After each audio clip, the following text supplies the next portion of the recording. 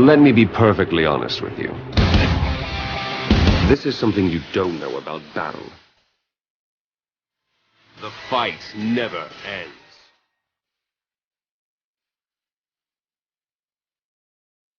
10 things you probably don't know about anime but need to. Anime truly is the gift that keeps on giving. 1.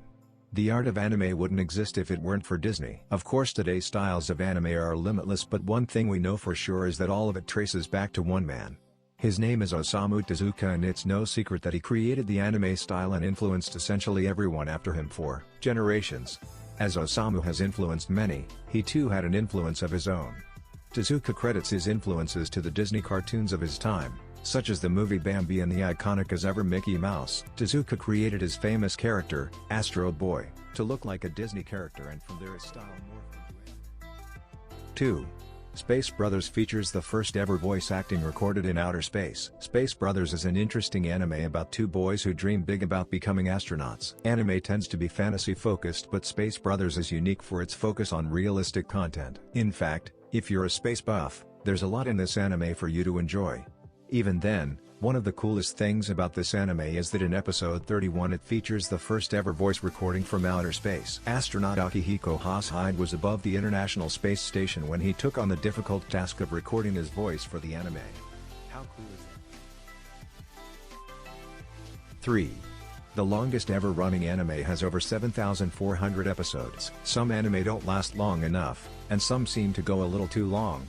But for the anime Suzy-san, the magic number last clocked in over 7,400, and it's not done yet. They do, however, lose a little bit of their street cred when you factor in that the episodes are only 6 minutes long. Still, popular anime like One Piece, with over 750 episodes, still wouldn't take second place. That honor would go to manga, Nippon Mukashi Banashi, with over 1,400 episodes that clock in at 25 minutes each. 4. Don't feel betrayed but. Anime uses product placement. Most of us enjoying anime over in the world, but find ourselves recognizing a lot of knockoffs in media, and anime is no exception.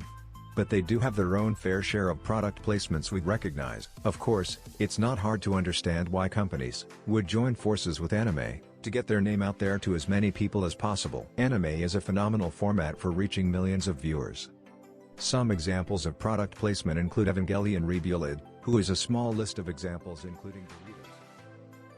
5. Studio Ghibli got its name from an airplane. Hayao Miyazaki is known for his love of airplanes, so it really should come as no surprise that he named his company after one. In general, it may not be obvious to most people, but if you're a World War II buff you might recognize it as the Caproni CA.309, which was an Italian World War II era scouting aircraft nicknamed Jim. 6. The name Gundam is a blend of two words. Mobile Suit Gundam Wing didn't burst out the gates the way it's known today. In fact, it went through a few makeovers to get where it emerged. From beginning as boys fighting each other to giant robots, Gundam was originally Gundam and combined the words gun and freedom. Creator Yoshiyuki Tamano eventually changed it from the dam at the end to the dam at the end, with the purpose of evoking the idea of the robots being used like a dam to hold back enemies. 7. The unusual inspiration behind the Titans in Attack on Titan? Some random drunk dude. This probably sounds super far-fetched, but believe it or not, Attack on Titan all comes down to an experience the series creator, Hajime Isayama, had when he was working at an internet cafe and had an encounter with a drunk customer. Okay, the customer was mostly a catalyst that inspired him, but believe it or not, Isayama himself says that this one drunk individual made him realize how difficult it can be to communicate with someone despite being the same species. It also made him realize that the scariest animal of all is also the most familiar, the human being. 8. This one anime character has 22 voice actors. Every single episode of Is This a Zombie? Featuring Euclid Hellscythe has a different voice actor. It seems weird no matter how you look at it, but considering the character rarely speaks, it's extra unique. When asked why this was necessary, the answer offered up was that her voice was selfishly imagined by our weak-willed protagonist. Okay, cool. 9. Anime has been around way longer than most people realize. Sure, anime goes back to Osamu Tezuka in the 1950s, but Japanese animation itself is a lot older.